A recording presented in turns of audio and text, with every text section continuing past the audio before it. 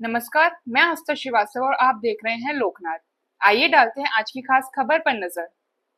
ग्वालियर में भारत-पाक तनाव के मद्देनजर आर्म्ड फोर्सेस और जिला प्रशासन के बीच मजबूत कम्युनिकेशन सिस्टम तैयार किया गया है। महाराजपुरा एयरफोर्स स्टेशन और जिला प्रशासन के बीच हॉटलाइन सिस्टम स्थापित किया गया है, जिससे आपातकालीन स्थिति में दोनों के बीच सीधा संवाद हो सके।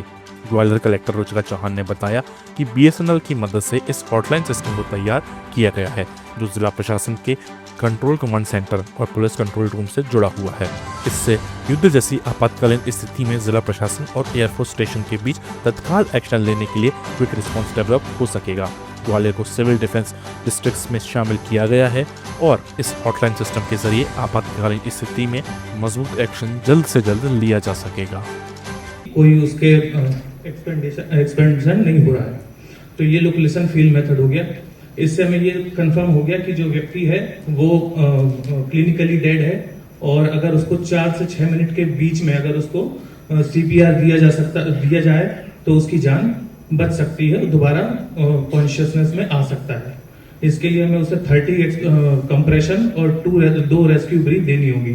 कहाँ देनी होगी? उसके लिए ये हमारी जो भुजाओं के मध्य में जो हिस्सा है यहाँ पर, या फिर पता करने के लिए जो ये रिब केज है जहाँ पे खत्म होती है, उससे ऊपर यहाँ पर हम उसको कंप्रेशन देंगे। ये है उसकी पोजीशन।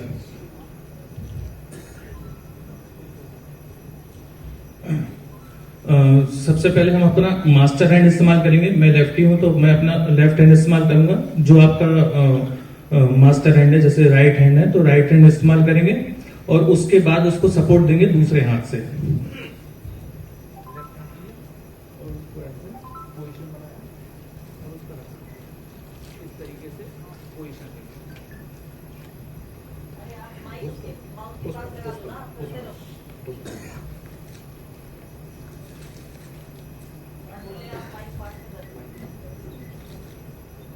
इस तरीके से इसको कंप्रेशन देंगे।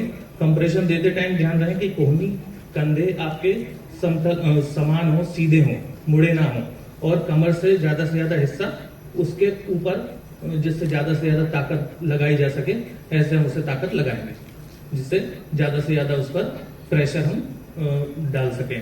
3 से 5 सेंटीमीटर का कंप्रेशन उस पर होना चाहिए।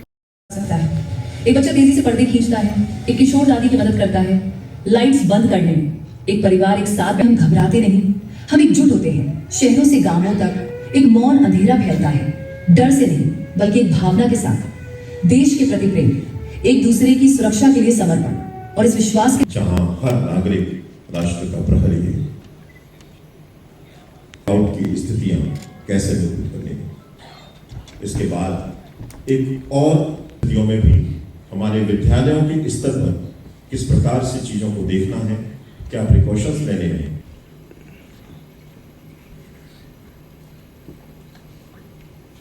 जब हालात बिगड़ते हैं, हरकत में आते हैं।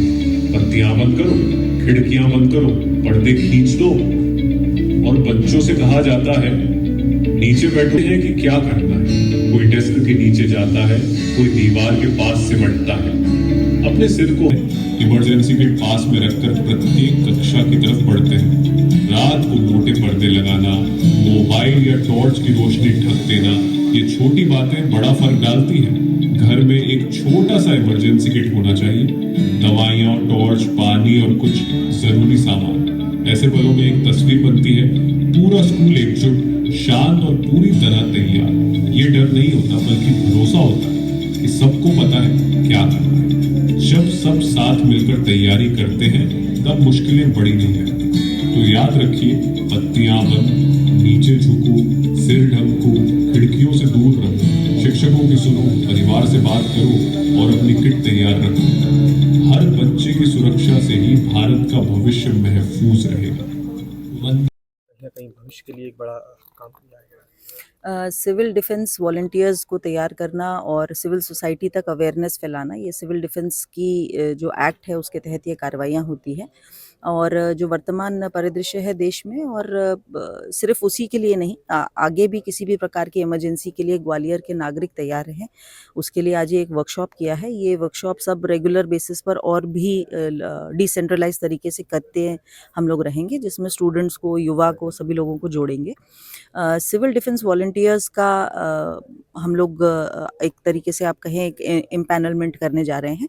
इसका एक पोर्टल तैयार हो रहा है भारत सरकार से, और क्या क्या उसमें एज क्वालिफिकेशंस रहेंगी, कौन लोग अप्लाई कर सकते हैं, वो क्या काम उनसे एक्सपेक्टेड रहेगा, ये सभी हम निर्देश प्राप्त होने पर आपसे शेयर करेंगे।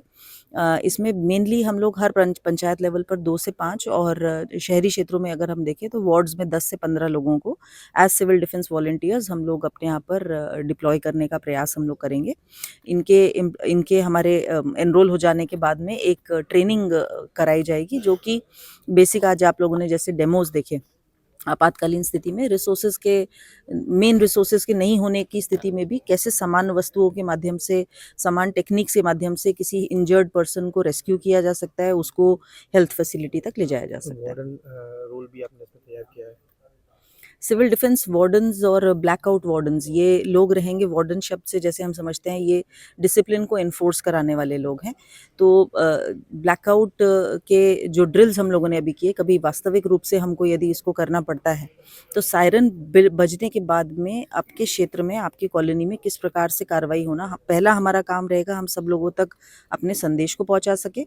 और किसी कारणवश यदि कोई उस समय उस सायरन को नहीं सुन पाया, नहीं फॉलो कर पाया, तो ये हमारे जो ब्लैकआउट वार्डन्स हैं ये अपने कॉलोनी में, अपने मोहल्ले में, अपनी गली में इसको इन्फोर्स कराएंगे, जिसमें कई सारे एस्पेक्ट्स होते हैं। लाइट्स को बंद कराना, वृद्धजनों की मदद करना, और जैसा एक्सपेक्टेड है कि हम अपनी लोकेशन को नहीं उजागर करें तो कंप्लीट ब्लैकआउट ऑब्जर्व करने में हमारी मदद करेंगे। हॉटलाइन भी एस्टैब्लिश कर लिया जाएगा। बिल्कुल, एयरफोर्स स्टेशन के साथ में किसी भी प्रकार के विलम्ब के बिना हमसे कांटेक्ट हो सके, हमारा जो 24/7 कंट्रोल रूम है वहाँ पर, और पुलिस कंट्रोल रूम से एक हॉटलाइन को इस्टेब्लिश किया गया है।